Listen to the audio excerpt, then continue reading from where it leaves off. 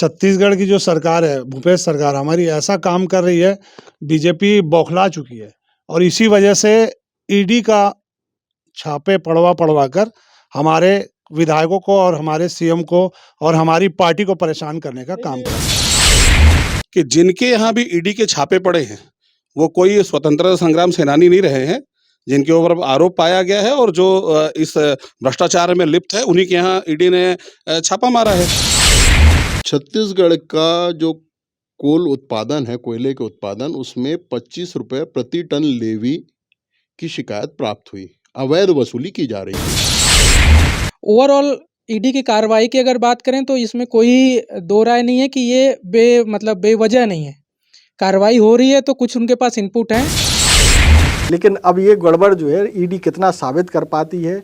वास्तव में वो ईडी जो है पूरी ईमानदारी से और उसी दिशा में काम कर रही है ताकि वो भ्रष्टाचार को मिटा पाए या किसी का मोहरा बनी हुई है। सुधीर एक्सरे एंड डायग्नोस्टिक, तकनीक नई, भरोसा पुराना। Advance MRI, multi slice CT scan, digital X-ray, 5D and 4D colour ultrasonography. Sudhir X-ray and diagnostic.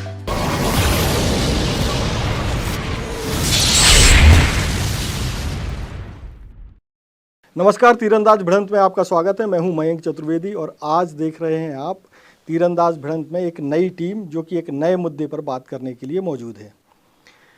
पिछले कुछ दिनों से या कुछ महीनों से, या आप ये समझें कि जो माजी में जाएं यानी बीते कुछ दिनों में हम देखें तो ईडी जो है छत्तीसगढ़ में बड़े सक्रिय रूप से काम कर रही है। न केवल ईडी बल्कि इनकम टैक्स डिपार्टमेंट भी यहाँ 2-3 बार अपनी सेवाएं दे चुका है।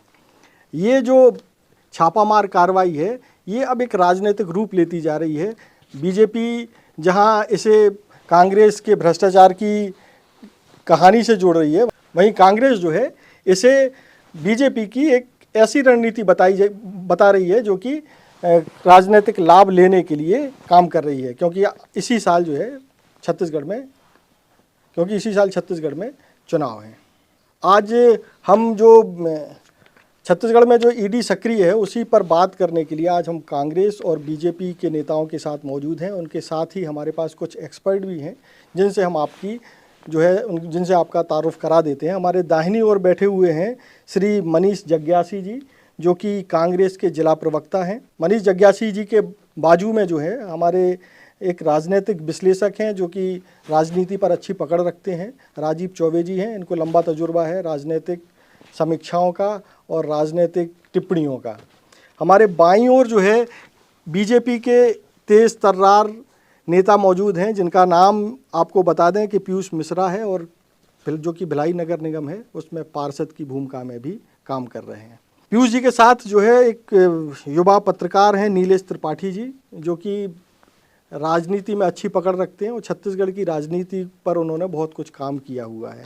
तो आज इन 4 बड़े मेहमानों के साथ तीरंदाज आपके साथ मौजूद है और जो छत्तीसगढ़ में ईडी की जो कार्रवाई चल रही है उसको लेकर के हम सबसे पहले कांग्रेस के पास ही जाएंगे, क्योंकि कांग्रेस के नेताओं के यहाँ ही इन दिनों ईडी जो है सक्रिय रूप से जा रही है। पिछले 2 दिन में यानी कि कल जो है ईडी ने रायपुर में 5 लोगों के यहाँ छापा मारा, एक और भिलाई में एक विधायक हैं जो भिलाई नगर के विधायक हैं, उनके यहाँ भी छापा मारा। तो हम सबसे पहले मनीष जग्यासी जी से के पास ही जाना चाहते हैं और उनसे जानना चाहते हैं कि ये जो ईडी की कार्रवाई हो रही है उसको लेकर के वो क्या उस कार्रवाई को किस तरीके से लेते हैं। ये जो ईडी की कार्रवाई है ये सोची समझी साजिश है। आज हमारा 2-3 दिन बाद हमारा राष्ट्रीय सम्मेलन होने जा रहा है यहाँ पे छत्तीसगढ़ में, रायपुर में।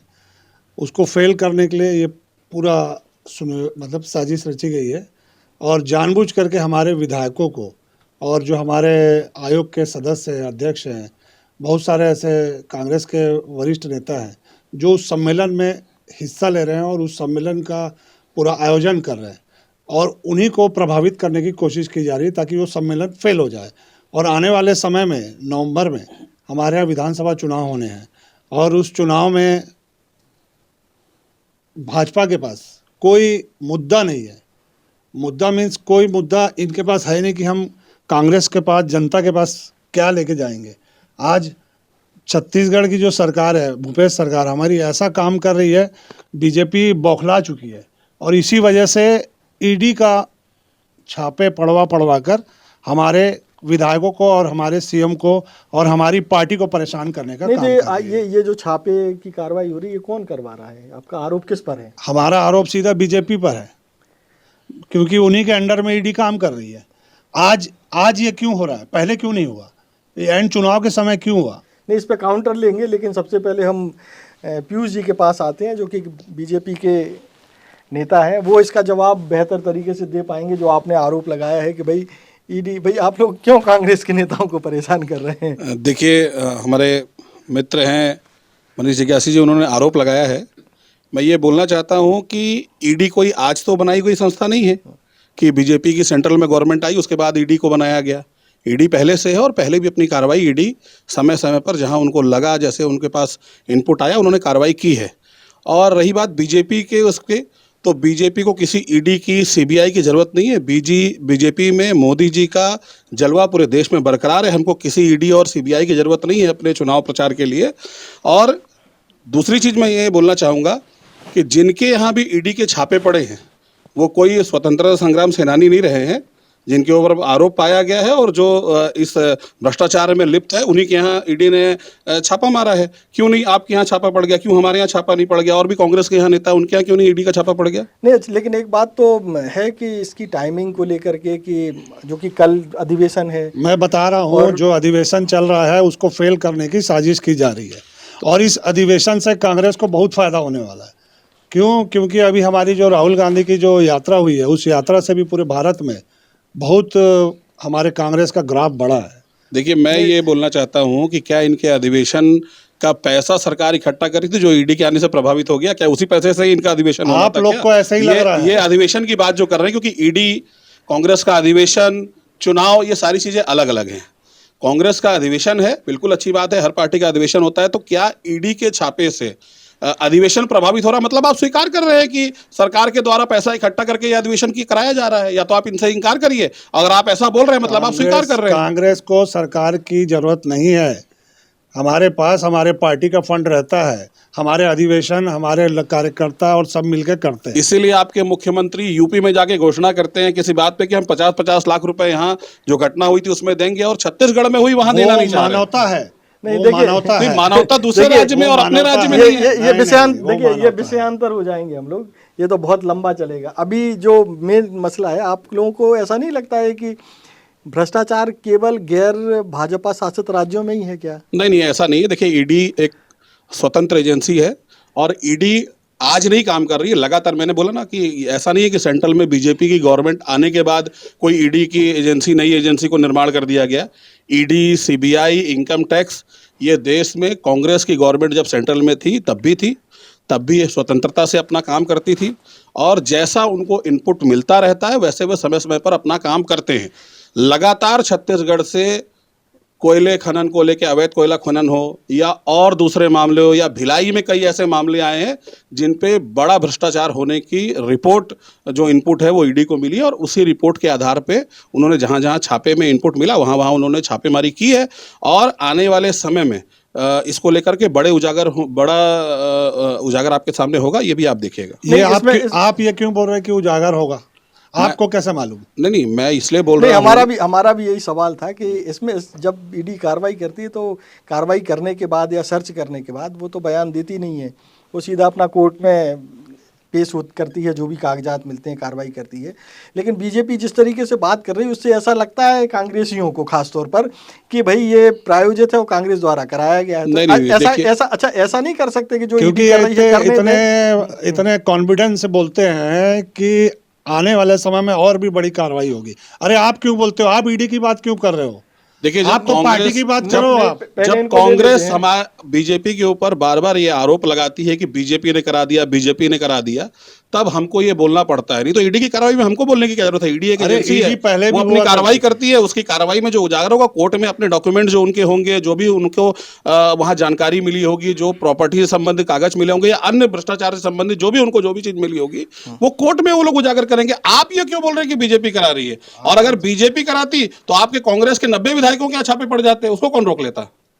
अच्छा, नहीं, इस सबसे चीजें हम राजीव जी के पास जाना चाहते हैं। राजीव जी, आप दोनों पार्टी के नेताओं की बातों से ऐसा लग रहा है कि ईडी जो है, ईडी का इस्तेमाल किया जा रहा है, चाहे वो किसी के फायदे में हो या नुकसान में हो। आप एक तटस्थ भाव में क्या देखते हैं कि इससे किसको, मान लीजिएगा ईडी का इस्तेमाल किया जा रहा है तो किसको फ़ायदा मिलेगा, और अगर नहीं किया जा रहा है तो फिर किसको फ़ायदा मिलेगा? देखिए, एक बात मैं स्पष्ट रूप से कहना चाहूँगा कि कभी भी देश में 1947 से लेकर आज तक कभी भी किसी भी राजनीतिक व्यक्ति के ऊपर यदि कोई कार्रवाई कोई एजेंसी करती है, एनफोर्समेंट एजेंसी कोई भी हो, तो राजनीतिकरण के आरोप लगते हैं। वर्तमान में छत्तीसगढ़ में कांग्रेस की सरकार है, केंद्र में भारतीय जनता पार्टी की सरकार है। यदि केंद्रीय एजेंसी कार्रवाई कर रही है तो निश्चित रूप से राजनीतिक द्वेष के आरोप लग रहे हैं। इनसे हट के मैं फैक्ट्स पे बात करना चाहूँगा जो कांग्रेस और भाजपा दोनों के ये जरूरी भी है जी। ईडी की स्थापना, जैसे कि पीयूष जी ने बताया कि आज की ईडी नहीं बनी, 1956 में एनफोर्समेंट एजेंसी के नाम से इसकी स्थापना हुई थी। वित्त मंत्रालय भारत सरकार के राजस्व विभाग के अंतर्गत आती है। उसके बाद 1957 में इसका नामकरण किया गया, एनफोर्समेंट डायरेक्टरेट ईडी बनी। ईडी के पास हमारे पे जो 5 प्रमुख जो एक्ट्स हैं, जो उनका क्षेत्र अधिकार है जिस पे काम करती है, उसमें से 1973 का एक्ट, 1992 का एक्ट, 1918 का एक्ट, 1922 का एक्ट, फेरा है, स्मगलिंग एक्ट है, सब 5 एक्ट्स पे जिस पे वो कार्रवाई करती है। प्रश्न ये है कि जो अभी कार्रवाई हुई, व्याकुलता कांग्रेसियों में दिख रही है और भारतीय जनता पार्टी उसको डिफेंड कर रही है, डिफेंडिंग मोड में दिख रही है। मैं उससे अलग हट के बात करना चाहूँगा।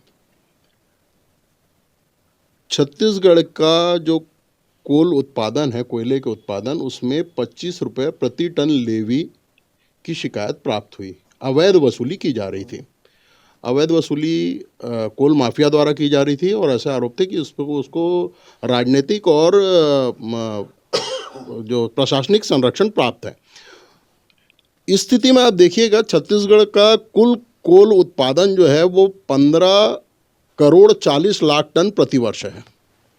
25 रुपये प्रति टन की यदि अवैध लेवी वसूली की जा रही थी, यदि हम सच माने इस बात को, 385 करोड़ रुपए प्रति वर्ष की अवैध उगाही हो रही थी। इसको लेकर अगर कार्रवाई हो रही है तो सबसे बड़ी बात ये कि ईडी जब कार्रवाई करती है, कार्रवाई करने के बाद वो चालान प्रस्तुत करती है। न्यायालय में जब चालान प्रस्तुत होता है और जिनके विरुद्ध कार्रवाई हुई है, आज तक जो गिरफ्तारियां हुई है, जिसमें एक IAS अधिकारी और एक मुख्यमंत्री कार्यालय से संबंधित सचिव, उनकी जो निजी सहायक रही हैं और जो राजनीतिक लोग रहे हैं, कोई भी न्यायालय प्रथम दृष्टया यदि अपराध को नहीं पाता है या अपराध की गंभीरता को कम पाता है तो तत्काल जमानत का प्रावधान है।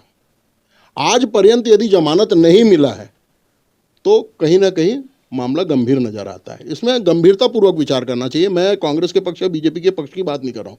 मैं एनफोर्समेंट डायरेक्टरेट की कार्यप्रणाली पे बात कर रहा हूँ। एनफोर्समेंट डायरेक्टरेट इतने हल्के में काम नहीं कर सकता कि राजनीतिक द्वेषवश किसी भी व्यक्ति के घर में घुस जाए और वो छापा मार ले। तो इसके बारे में इनको बताना होगा कि इन व्यक्तियों के खिलाफ जो अभी तक कार्रवाई हुई, जिनके चालान प्रस्तुत किए गए और उनकी जमानत अर्जियां 2-2 बार खारिज हो चुकी है, यदि प्रथम दृष्टया इन पे आरोप संगीन नहीं होते तो इन्हें जमानत का लाभ प्राप्त हुआ। इसका जवाब मनीष जग्यासी देंगे कि बताएं भाई, ये जो बात कह रहे हैं उससे तो ये मैसेज जा रहा है कि भाई कुछ ना कुछ तो है, धुआं जो दिख रहा है। मतलब ईडी, देखिए इनकी बात सही है, पहले भी ईडी रही है, लेकिन पहले आज तक मेरे को ये बता दीजिए इतने सालों में कभी ऐसी कार्रवाई हुई? नहीं, हमारा सवाल आपसे है कि ईडी की कार्रवाई से आपको दिक्कत है कि पहले नहीं हुई थी तो अब नहीं होनी चाहिए? हमको अभी दिक्कत है। नहीं मतलब हमारे ही विधायकों को, हमारे ही लोगों को क्यों परेशान किया जाए? शहर में और भी लोग हैं, और भी भाजपाई लोग हैं, और भी लोग पैसा कमाते हैं। नहीं, तो इससे तो एक मैसेज ये जा रहा है कि भाई हम लोग गलत तो हैं लेकिन कार्रवाई नहीं करें। बिल्कुल सही कार्रवाई करिए। आप या तो कार्रवाई की जानकारी सार्वजनिक करिए, सार्वजनिक भी नहीं करते कार्रवाई की जानकारी। नहीं, आपको मुख्य दिक्कत क्या है? मतलब ईडी की जो कार्रवाई, उससे सबसे बड़ी दिक्कत आपको क्या है कि ईडी में कार्रवाई नहीं करे, या हम लोग पाक साफ हैं? या तो देखिए, 2 अलग अलग बिंदु हैं कि हम साफ हैं, हमको केवल हरेस करने के लिए कार्रवाई हो रही है। एक तो ये हो सकता है। अभी जो ईडी की कार्रवाई जो हमको नजर आ रही है, हमारे जो लोग उस सम्मेलन में, जो सम्मेलन हो रहा है, उस सम्मेलन में जो लोग प्रभारी हैं और जो उस सम्मेलन की देखरेख कर रहे हैं, जो लोग उसका पूरा ढांचा तैयार कर रहे हैं, उन्हीं को परेशान किया जा नहीं, रहा है। अगर वो गड़बड़ है तो फिर क्यों गड़बड़ है? आप साबित करिए गड़बड़ है तो। आपने छापा तो मार दिया। उसी के लिए हाँ, आप उसको ओपन करिए ना, पब्लिक करिए। आप पब्लिक भी नहीं कर रहे हैं। आप किसी बात को आज आप छापा मार के चले गए, उसके बाद कोई वो नहीं, आज किसी को ले जाते हैं, सुबह छोड़ देते हैं। अब इसकी जानकारी कब मिलेगी? कब मिलेगी? कैसे मिलेगी? आप बता ही नहीं रहे हो। अच्छा, सही है कि गलत है? हाँ, इस पे हाँ बताइए। देखिए साहब, विधिक प्रक्रिया को पहले समझना अनिवार्य होगा। मेरे ख्याल से तुलसी जी अधिवक्ता हो यहाँ बैठी होती तो और ज़्यादा कन्वीनियंट रहता है इस बारे में चर्चा करना। ईडी जब कार्रवाई जो कर रही है, वो छापे की कार्रवाई, किसी इनपुट पे वो छापा मारती है, रेड करती है, सर्च करती है, सर्च की कार्रवाई है। आपको समझना होगा, सर्च की कार्रवाई हुई है और सर्च में यदि कोई पाया जाता है गलत, तो उसका वो चालान बना के अदालत में प्रस्तुत करती है। ये उसकी विधिक प्रक्रिया है। प्रेस कॉन्फ्रेंस लेना, पब्लिक को बताना, ईडी का नैतिक दायित्व तो नहीं है, न ही विधिक प्रक्रिया में शामिल है। तो विधिक प्रक्रिया जो है, सर्च में उनको अगर इनपुट मिला है, वो वहाँ सर्च करेंगे और यदि कुछ पाया गया तो उस व्यक्ति के खिलाफ प्रकरण दर्ज होगा, उनकी गिरफ्तारी होगी, उनको चालान प्रस्तुत किया जाएगा। तो आज की स्थिति में कल जो सर्च हुआ है, उसमें क्या पाया गया, क्या नहीं पाया गया, ये उनको न्यायालय में प्रस्तुत करना है और वो विधिक प्रक्रिया का पालन करेंगे। ये बेचैनी इस बात की नहीं होनी चाहिए। मैं किसी इनका पक्ष लेके या उनका पक्ष लेके बात नहीं कर रहा हूँ। बेचैनी इस बात की नहीं होना चाहिए कि आज अधिवेशन हो रहा है तो आज कार्रवाई क्यों हो रही है। किसी भी कार्रवाई के लिए अधिवेशन इस पे पीयूष जी हमारे ख्याल से बेहतर बता पाएंगे कि भाई आपकी केंद्र में सरकार है, अब कल के दिन कोई अच्छा प्रोग्राम हो रहा है और आप उसके पहले ही जो है उनके प्रमुख लोगों के यहाँ छापा डाल देते हैं तो एक टेंशन क्रिएट हो जाएगी। अरे भाई 2 दिन बाद डाल देते, क्या दिक्कत थी? देखिए, कार्यक्रम या कोई प्रोग्राम है या कोई अधिवेशन है, इससे ईडी को आप रोक तो नहीं सकते, सीबीआई को आप रोक अरे आप सकते हो अपनी नैतिक रूप कार्रवाई। से ही करके नहीं, भाई एक नैतिक- मैसेज दे देते। एक जवाब तो मनीष जी ने ही अभी दे दिया कि और भी लोग पैसा कमाते हैं, उनको तो परेशान नहीं करती ईडी। तो मतलब आप स्वीकार कर रहे हैं कि भाई पैसा कमाया गया अवैध रूप से। जवाब उन्होंने ही दिया। तो मेरे कहने का मतलब है कि ईडी, सीबीआई या और जितनी जांच एजेंसियां हैं, अभी राजीव जी ने बहुत अच्छी चीज बोली कि वो इनपुट पर सर्च करते हैं। वो सर्च किया और वो मुझे या किसी और को बताने के लिए नहीं जाएंगे कि उनको क्या डॉक्यूमेंट मिले, क्या प्रमाण मिले, क्या साक्ष्य मिले। वो कोर्ट में उन प्रमाणों को देंगे और उसके आधार पर कोर्ट निर्णय करेगा कि इस पर आगे क्या कार्रवाई होगी और उसके आधार पर ईडी को रिमांड देना होगा या जो भी देना होगा वो न्यायालय तय करेगा। ये हमको नहीं मालूम है या भिलाई शहर के लोगों को वो नहीं बता के जाएंगे कि हमको क्या मिल गया। भाई इनपुट था, इनपुट के आधार पे उन्होंने सर्च किया और सर्च के आधार पर वो आगे की जो प्रक्रिया है वो उनकी होगी। और जो बोला कि ले गए थे फिर सुबह छोड़ दिया, देखिए हर चीज़ की प्रक्रिया होती है। जैसे विधायक जी के यहाँ रेड पड़ी तो विधायक जी को कोई ऐसे ही उठा करके वो एक चुने हुए जनप्रतिनिधि उठा के ले गए और बंद कर दिया, ऐसी प्रक्रिया नहीं। उसके लिए अपनी प्रक्रिया होती है। वो विधानसभा के सदस्य हैं, विधानसभा के सदस्य होने के नाते अगर उनके खिलाफ कोई साक्ष्य भी मिलेगा तो इनको विधिवत तरीके से अनुमति लेनी पड़ेगी और उसके आधार पर ही उसकी अरेस्टिंग या जो भी प्रक्रिया होगी वो होगी। तो कहने का मतलब यह है कि प्रक्रिया से अलग जा करके वो ईडी हो या सीबीआई हो या कोई भी काम नहीं करती है। इसको लेकर के आरोप प्रत्यारोप की बीजेपी ने करा दिया तो उसने करा दिया, ये सब नहीं है। वो अपनी प्रक्रिया के तहत काम कर रहे हैं और प्रक्रिया के तहत उनका जो भी उनको साक्ष्य मिले होंगे या वो जो न्यायालय में जाके अपना रिमांड मांगेंगे या जो भी प्रस्तुत करेंगे उसके आधार पर उनकी जो कार्रवाई होगी वो होगी। अच्छा, इस पूरे मामले को एक पत्रकार के तौर पर नीलेश जी के पास हम जाना चाहते हैं कि एक पत्रकार के तौर पर इस पूरे घटनाक्रम को आप लोग किस तरीके से, मतलब आप किस तरीके से देखते हैं? देखिए, एक जो ईडी की कार्रवाइयाँ जो हो रही हैं, ये पिछले 5-6 महीने से ईडी लगातार छत्तीसगढ़ में एक्टिव है। और ये कोल का जो पूरा स्कैम जिसकी बात आ रही है कि 25 रुपये लेवी लेने की बात है, ओवरऑल ईडी की कार्रवाई की अगर बात करें तो इसमें कोई दो राय नहीं है कि ये बेवजह नहीं है। कार्रवाई हो रही है तो कुछ उनके पास इनपुट हैं। चालान जो अभी तक पेश हुए हैं, जो हम लोग के पास भी कई सारे चालान आए, तो जैसे अभी सौम्या चौरसिया की गिरफ्तारी हुई, जो सीएम थी वहाँ, डिप्टी सीएम की जो डिप्टी डायरेक्टर थी, उनके यहाँ जो कार्रवाई हुई, उनका जो चालान प्रस्तुत हुआ है उसमें जिनके यहाँ आज कार्रवाइयाँ, मतलब कल कार्रवाई हुई, उनके कई लोगों के नाम उस चालान में पहले से मौजूद हैं। जो मेरे पास जो चालान अभी मतलब मेरे पास जो आया उसमें जो पढ़ा मैं, तो ऐसा नहीं है कि बेवजह कार्रवाई हुई। चाहे देवेंद्र यादव के यहाँ कार्रवाई हो, राय जी के यहाँ कार्रवाई हो या फिर अग्रवाल जी के यहाँ कार्रवाई हो, जहाँ पे भी आरपी सिंह के यहाँ हो, सबका कहीं न कहीं जिक्र और इनको जो इनपुट मिले थे, जो बयान हुए हैं इससे पहले सौम्या चौरसिया से जुड़े या सूर्यकांत तिवारी से जुड़े जो उनके स्टाफ थे, उनके बयान का उस चालान में जिक्र है।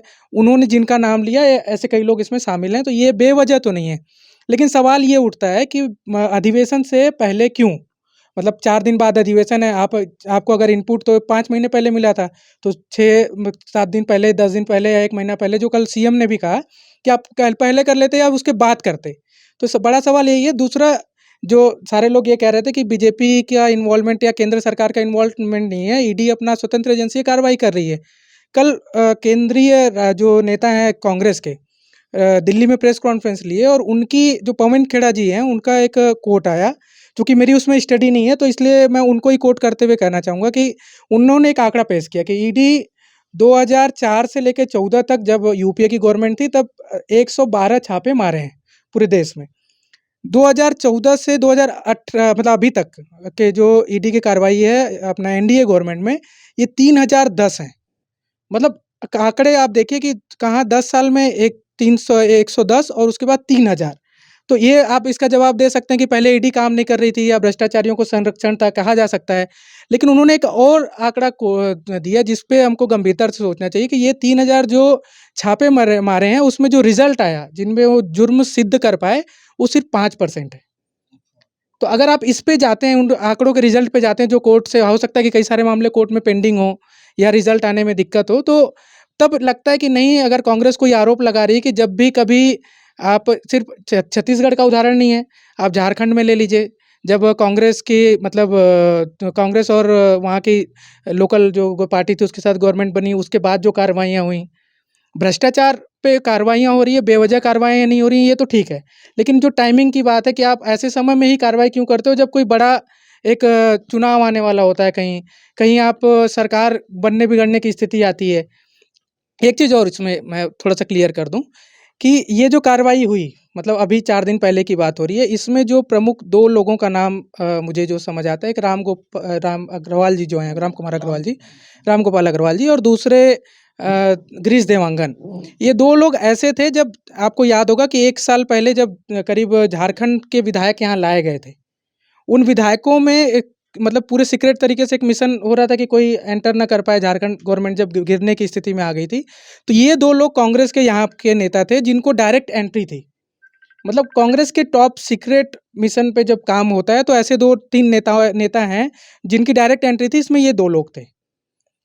अभी तक जितना भी चालान मैं जितना स्टडी किया, ईडी ने जो अभी तक चालान पेश किए हैं, चाहे सौम्या चौरसिया के मामले में हो, सूर्यकांत तिवारी के मामले में हो, या जो गिरफ्तारियां हुई हैं समीर बिश्नोई के मामले में, हो सकता है मेरे पास डॉक्यूमेंट ना आए हों, लेकिन उनमें राम गोपाल अग्रवाल का नाम कहीं नहीं था। गिरीश देवांगन का भी नाम उसमें रिटन रूप से नहीं है। हो सकता है मेरे पास डॉक्यूमेंट ना आए हो, कोई और सबमिट हुआ हो, लेकिन जहाँ तक लगभग मेरे पास डॉक्यूमेंट थे उसमें नाम कहीं नहीं दिखा था। बाकी कुछ लोगों के नाम हैं। कुल मिलाकर के ये है कि जो टाइमिंग का हाँ, मामला है टाइमिंग का उस पे सवाल जरूर उठता है, और जो एक आंकड़े पेश होते हैं कि ठीक है आप तो छापे मार रहे हो, ठीक है आप मारो छापे, लेकिन उसका रिजल्ट क्या आ रहा है। मैं टाइमिंग पे बोलना चाहूँगा। जी। एक बात टाइमिंग पे ही मैं भी कहना चाहता हूँ, जैसे ये दुरुपयोग की बात जहाँ तक की एजेंसियों की है, वो हर राजनीतिक दल अपने हिसाब से, अपने समय के हिसाब से कर रहा है, ये जनता को दिख रहा है।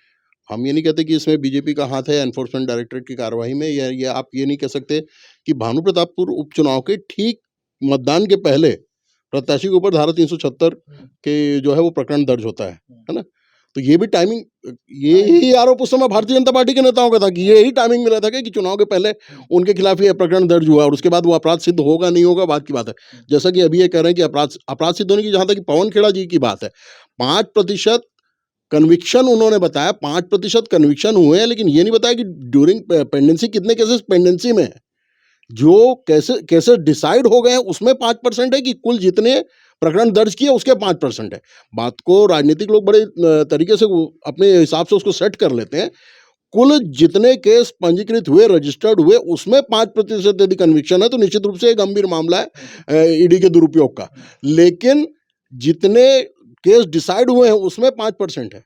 दोनों बहुत अलग अलग विषय हो जाते हैं। उनकी एक चीज़ को और जो कल आरोप जो लगा रहे थे, कल सीएम ने भी अपने प्रेस कॉन्फ्रेंस में जो हम लोग कवर कर रहे थे, तो उन्होंने भी एक चीज़ रखी जिस पे हमको विचार करना चाहिए कि ठीक है ईडी कोल स्कैम हो रहा है, लेवी अगर कोई वसूली जा रही है तो उस पर कार्रवाई होनी चाहिए। स्वाभाविक है कि भ्रष्टाचार को बढ़ावा नहीं मिलना चाहिए, किसी भी की सरकार हो। लेकिन जब मामला सेम ईडी के पास नान घोटाले से जुड़ा है, मतलब नान घोटाले के मामले की जांच भी ईडी कर रही है, और नक्सल का ईडी के पास नहीं है, वो एनआईए के पास है। लेकिन अगर हम ईडी पे ही सिर्फ रहें, और नान घोटाले का एक बड़ा स्कैम है, सीएम का कहना है कि हम लोग चीट फंड कंपनी में जो घोटाले हुए हैं उसका भी ईडी को हम लोग दिए हैं कि आप लोग उससे जांच कराइए, एक बड़ा घोटाला है और हम लोग इससे सीधे प्रभावित हैं। तो ऐसे घोटालों की जांच फिर ईडी क्यों नहीं कर रही है, या नहीं। केंद्रीय सरकार वैसी इन जांचों पे क्यों नहीं हो रहा है? तब ऐसा लगता है कि नहीं, जो आरोप हैं, मतलब कांग्रेस के ये जो नीलेश आरोप जी ने हैं अच्छा सवाल उठाया, नान और उस पर क्यों नहीं ईडी इतना सक्रिय है भाई? देखिए, सबसे पहले जो टाइमिंग की बात हो रही थी, उस टाइमिंग के लिए मैं बोलूँगा कि अगर आप कोतवाल हैं और आपको सूचना मिलेगी डाकू ने माल लूटा और वहाँ रखा, तो 15 दिन के बाद तो आप जाएँगे नहीं। जब आपको सूचना मिलेगी कि माल वहाँ रखा है, तभी जब्त होगा। तो टाइमिंग का ये है कि उनका अधिवेशन इस समय हो गया, तो इसको टाइमिंग से जोड़ा नहीं जा तो रहा है। वो भानु प्रतापपुर वाले में भी तो ये कह सकते थे वो कि भाई ये कोई नहीं, कोई भानु- खराब आदमी ना चुना जाए, इसलिए हमने चुनाव के पहले लोगों को बता दिया। भानु प्रतापपुर में अगर जो प्रत्याशी के ऊपर जो घटना, जो आरोप केस लगे थे। आरोप लगे या उनके ऊपर जो गिरफ्तारी होने के लिए की, पुलिस छत्तीसगढ़ की सरकार की है, उन्होंने क्यों इतना लंबा पेंडिंग रखा? आखिर इतना लंबा पेंडिंग क्यों? उस समय की घटना तो अरे नहीं थी, तो- घटना तो पहले की थी। भाई अगर कोई सुधार करना चाहता है गलती को, तो क्या उसका भी मौका नहीं देंगे आप? वो तो स्पष्ट रूप से सबने देखा और मेरे ख्याल से सारे मीडिया जगत के लोग भी जानते हैं कि अपराध हुआ, और अगर वो लोग जो प्रार्थी थे जो रिपोर्ट किए, तो आखिर लेट हुआ तो भी तो गलती सरकार की है। अच्छा, एक सवाल और आपसे है कि भाई जो आप कह रहे हैं कि 25 रुपए लेवी ली जा रही है, तो कहीं ऐसा तो नहीं कि आप सोर्स ऑफ इनकम बंद करना चाहते हैं कांग्रेस के, कि चुनाव ना लड़ पाए? नहीं, सोर्स ऑफ इनकम नहीं, हम भ्रष्टाचार बंद करना चाहते हैं। सोर्स ऑफ इनकम तो वो और भी उनके जो भी माध्यम होंगे वो करें, हम भ्रष्टाचार पे नकेल चाहते हैं। और हम क्या चाहते हैं, ईडी को अपनी रिपोर्ट मिल रही है, ईडी पहले भी काम करती थी मैंने कहा, और अभी भी कर रही है। और नीलेश जी ने कहा कि 5% पे कार्रवाई हुई, बाकी पेंडिंग है। तो देखिए, मैंने कहा ना, ये पेंडिंग मामले नहीं है। सीएम साहब ने एक प्रकरण को लिया कि ईडी को जांच करना चाहिए, यहाँ किसी ने दिया नहीं है आवेदन, यहाँ वो इनपुट पर आए हैं। और भाई, चाहे वो अधिवेशन के लिए पैसा हो, चाहे जिसके लिए भी पैसा हो, अगर गलत तरीके से आया गया और ईडी को जानकारी मिली है। अच्छा, ये एक जग्यासी जी से पूछते हैं कि भाई ये जो भ्रष्टाचार की बू ईडी को कांग्रेस के लोगों के पास से ही क्यों आ रही है? अब सत्ता है, अब लोगों को लगता है पैसा कमा, अब बोला ना मैं अधिवेशन। नहीं, अब क्या अधिवेशन वाला तो हो अब- गया, लेकिन कांग्रेस को ही क्यों चुन रहे हैं? अरे अधिवेशन में हमारे जो लोग सक्रिय हैं, मैं आपको बताया, जो लोग पैसा खर्चा कर रहे हैं, उनको ऐसा लगता है कि वो लोग के पास पैसा है, और उन्हीं के यहाँ छापा क्यों मार रहे हैं। यही चीज मैं अरे तो वो बोल पैसा रहा हूँ। खर्च आप ही तो बता रहे हैं, पैसा खर्च कर रहे हैं वो तो पता भाई, करना हमारी पड़ेगा हमारी उसको पार्टी ईडी का को। कार्यक्रम कराने का फंड होता है हमारी पार्टी के पास। अधिवेशन चाहे कहीं भी जिले में हो, राष्ट्रीय अधिवेशन हो, नहीं तो फिर ईडी की कार्रवाई से डर क्यों रहे हैं? अगर आप हम डर नहीं निष्पक्ष रहे, हैं, हम डर अगर नहीं आप रहे। एकदम साफ सुथरे हैं, देखिए, तो हम- बिल्कुल, मैं तो अपने घर में ईडी का स्वागत करता हूँ। आए मेरे घर में, पूरी जांच करे और जांच करके जाए। हम डर नहीं रहे। आप भी स्वागत कीजिए। ईडी वहां पर ईडी 1000 लोगों को बुला के, 400-500 लोगों को बुला करके ईडी का विरोध करना, उनको रोकना, उनको भयभीत करना, ये करने की आवश्यकता क्यों है? अगर आप पाक साफ हैं, तो बिल्कुल आपको निश्चिंत होकर के स्वागत करना चाहिए। आइए, आप सर्च कीजिए। वो जो आप बोल रहे हैं कि स्वागत, वो कार्यकर्ता अपने स्वेच्छा से कर रहा है, उसको नेता ने नहीं बुलाया। नेता तो जब्ती था, नेता देखिए, तो अंदर मेरे था। को देखिए, मैं वो आज जो दिन भर में, कार्यकर्ताओं की सोच है मैं अपने आज नेता दिन के भर प्रति। मैं आज दिन भर देखिए, में 5 किसी लोगों भी- से मिला, किसी भी और नेता उन्होंने के ये घर बताया में- कि यूनिवर्सिटी से लेकर के अलग अलग जगह पर फोन गए हैं कि आप हमारे पास इस काम के लिए आए थे, आप अपने लोगों के साथ वहां आइए, वहां उनके समर्थन में खड़े होना। आपको बुलाने की जरूरत क्यों पड़ रही नहीं, है नहीं, वो लोगों को? तो नेता फोन कर ही नहीं पाएगा किसी को। नहीं, नेता नहीं, अरे भाई, नेता थोड़ी होते हैं, उनके और भी अब लोग होते हैं। कार्यकर्ताओं को पता लगा तो जमघट लगा। ठीक है, ये डिबेट का मुझे लगता है थोड़ा सा चेंज हो जाएगा। मैं एक चीज, पीयूष जी जो थोड़ा सा उसमें टाल गए कि नान वाले पे इनको बताना चाहिए था कि उस पे कार्रवाई अगर ऐसा है तो क्यों नहीं हो रही है, क्योंकि वो भी बड़ा घोटाला, लाल घोटाला तो बड़ा मुद्दा है, उस पे 36,000 कार्रवाई करोड़ आज रुपए तक का नहीं हुई। कथित घोटाला जो बीजेपी गवर्नमेंट में ही दर्ज हुआ था। बिल्कुल, एक वो है, वो दूसरी चीजें हैं। दूसरा एक जो अभी आपने जिक्र किया, तो एकाएक मुझे याद आ गया घटना, मतलब ये जो कार्यकर्ताओं की बात है, तो एक बड़ा, मतलब हम लोग यहीं पे थे भिलाई में, उस समय मैं खुद जर्नलिज्म कर रहा था, तो मुझे अच्छे से याद है कि एक युवा कांग्रेस का लड़का था, उस समय मंत्री जी हुआ करते थे, प्रेम प्रकाश पांडे। वो उनका पुतला दहन करने जा रहा था, और उसको, उसके विरोध में पूरे भाजपा के कार्यकर्ता पूरे सेक्टर 9 इलाके को घेर दिए थे कि यहाँ पे हम एंटर नहीं करने देंगे। लोकतंत्र था, विरोध करना, पुतला जलाना, एक प्रधानमंत्री का भी लोग जलाते हैं, मुख्यमंत्री का भी जलाते हैं, तो कार्यकर्ताओं की भी बात हो सकती है कि बुलाया गया या विरोध करने के लिए आए। तो ये तो दोनों पार्टियों की होती है। राजनीतिक तौर पे अपने नेता को संरक्षित करना, या राजनीतिक तौर पे ये उसको इस तरह से माना जा सकता है कि ठीक है, यहाँ पे हो या कहीं पे भी हो, जब बात नेता पे आती है, इसीलिए तो कहते हैं लोग नेतागिरी कर रहा है क्या। एक नॉर्मल डायलॉग भी तो होती है ना कि नेता बन रहा है, नेता बन रहा है मतलब आपके साथ एक जन समर्थन जुड़ जाता है, वो मसला अलग हो गया। लेकिन जहाँ बात आ रही कि ईडी की कार्रवाई और उस पर बौखलाहट दोनों ओर से, तो कांग्रेस का जो मामला है तो ऐसा नहीं है कि कांग्रेस पाक साफ है या उसके नेता पाक साफ है और उनके ऊपर कार्रवाई हो रही है या अधिकारियों पे हो रही है, क्योंकि आप चालान को देखिए, मतलब ईडी ने बार बार चालान का ईडी प्रस्तुत क्यों नहीं करती, जवाब क्यों नहीं देती, तो आप चालान को उठाइए जो उन्होंने कोर्ट में अब तक दिया है। उसमें एक आईपीएस ऑफिसर का एक अभी जो मतलब इस मामले में जेल में है उनका चैट उन्होंने सार्वजनिक किया है। उसमें बाकायदा आईपीएस ऑफिसर का फिर उन्होंने बयान भी सार्वजनिक किया है। उसमें लिखा है कि आप कोई ट्रक पकड़ते हैं, पाँच ट्रक पकड़ते हैं कोयले का, अवैध तरीके से परिवहन हो रहा है, तो आईपीएस ऑफिसर उस नेता से पूछ रहे हैं, उस चैट का अगर हम बात करें जो जिसका बात हो रही है, कि इस पे हम कार्रवाई करें कि ना करें, और वो बोल रहे हैं कि फिर बताते हैं हम, आप करो कि ना करो। तो इससे ये समझ में आता है कि नहीं, भ्रष्टाचार या जो चीज़ें आरोप लगना ये बेवजह नहीं है, कार्रवाइयाँ मतलब गलत नहीं हो रही हैं। लेकिन बात जहाँ पे संरक्षण की होती है या केंद्र में बीजेपी सरकार है और भी राज्यों में बीजेपी सरकार है, वहाँ नहीं जा रही है, क्या वहाँ भ्रष्टाचार नहीं हो रहा है? कबीर का एक दोहा है ना बहुत प्रचलित, कि बुरा जो देखन मैं चला, बुरा न मिलिया कोय, जो मन देखो आपने अपने हमसे बुरा न कोय। बीजेपी के जब परिप्रेक्ष्य में केंद्र सरकार पे जाते हैं तो ऐसा उल्टा दिखता है कि अच्छा जो देखन मैं चला, अच्छा न मिलिया कोय, जो मन देखा आपने से हमसे अच्छा न कोय। मतलब जहाँ बीजेपी के लोग हैं वहाँ कोई नहीं, भ्रष्टाचार ऐसा फिर नहीं हो से रही। हम पीयूष जी के पास आ जी। जाते हैं। पीयूष जी बताएं, वो नान घोटाले का क्या मतलब, अपन क्यों नहीं कर देखिए, पा रहे हैं? नान घोटाले का पूरी कार्रवाई जो उस समय पकड़ाया वो बीजेपी की गवर्नमेंट के समय था। ऐसा तो नहीं है कि बीजेपी गवर्नमेंट हटने के बाद पकड़ाया। और नान घोटाले में जुड़े हुए कुछ अधिकारी भी थे जिनके यहाँ भी ईडी का छापा पड़ा, और वो कार्रवाई लंबित है और वो कार्रवाई चलेगी, कार्रवाई वो दबेगी नहीं। कुछ टाइमिंग का तो मामला इसके होता साथ है। साथ उसकी भी कार्रवाई कर लें तो क्या नहीं, दिक्कत बिल्कुल है? बिल्कुल वो चल रही है। और ऐसे नहीं, देखिए कुछ व्यापारियों के यहाँ भी बीच में ईडी के छापे पड़े, वो अरे किसी तो पार्टी के तो नहीं कांग्रेस थे, विधायकों के ना घर वो छापा कांग्रेस के थे मारने ना की इतनी बीजेपी के थे। जल्दबाजी क्या है? भाई जल्दीबाजी, इनका भी सवाल ठीक है भाई, वो हमारा इतनी जल्दबाजी अधिवेशन हो क्या है? जाने अभी दे जाते। चुनाव है, चुनाव बीत जाने दो, नहीं, मैंने उसके आपको बाद कर लेना। देखिए नहीं, ये जल्दबाजी। ये सवाल थोड़ा सा, चुनाव बीत जाने तो पब्लिक को पता, तो देखिए मेन आप तो चुनाव में फायदा देखिए उठाना किसी भी चाहते हैं, नहीं, खाली देखिए बता के। देखिए जो जल्दबाजी की बात आप बोल रहे हैं, ये तो ईडी बताएगा कि उनको क्या इनपुट मिला और वो क्यों गए। पीयूष जी एक मिनट, ये सवाल तो देखिए, कांग्रेस कोई भी पार्टी हो उसका एकमात्र उद्देश्य ही होता है चुनाव जीतना। तो अब वो चुनाव हम जीतने के बोलेंगे, बाद कोई भ्रष्टाचार खोले। हम ये बोलेंगे कि जो हो रहा है चुनाव के पहले हो रहा है तो गलती हो रहा है। हमारी सोच तो यही नहीं रहेगी तो चुनाव भैया। के बाद तो फिर कोई फायदा नहीं मिलेगा आप ना, चुनाव तो के उसके बाद कर क्यों लेते। नहीं, चुनाव के बाद तो समय फिर जो फायदा क्या समय मिलेगा जो भाई? समय आप चुन रहे हो वो समय ठीक नहीं नहीं है। तो आप इनको आप वोट छापा ओवर, मारिए। नहीं, बचे हुए लोगों का चुनाव के बाद भी हो जाएगा, उसकी कोई बात नहीं है। ईडी अपना काम ईमानदारी से कर रही है और करेगी। देखिए, मैंने कहा ना कि आपका टाइमिंग और ईडी का इनपुट ये एक संयोग है। मतलब आप अभी जो मैंने कहा ये हंसी मजाक की बात थी।